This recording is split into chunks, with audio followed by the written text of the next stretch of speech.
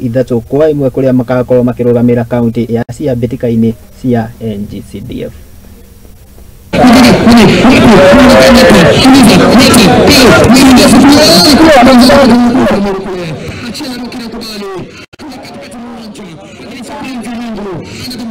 County.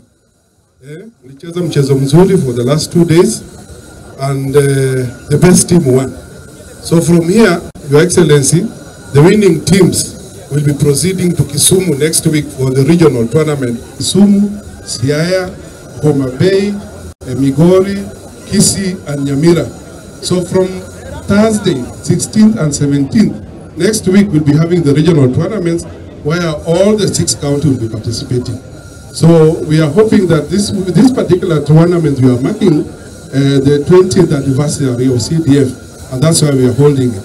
We are doing it for the first time, and we are hoping that next year we'll get still the support that we had from the members of parliament so that we can do this one better.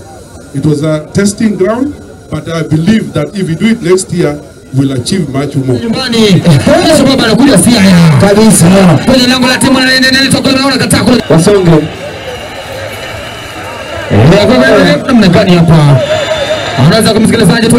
Cameroon, there are soccer academies. We should not assume Messi's and Ronaldo's is an accident. We have the talents. So Magnani, we discovered these talents when it's too late.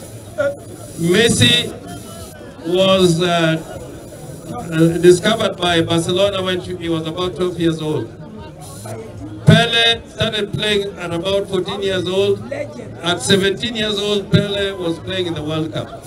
With the sports program Mongo, the stadium here and in Miguena, the focus will be how to identify talents as early as possible on mbitika sports academies.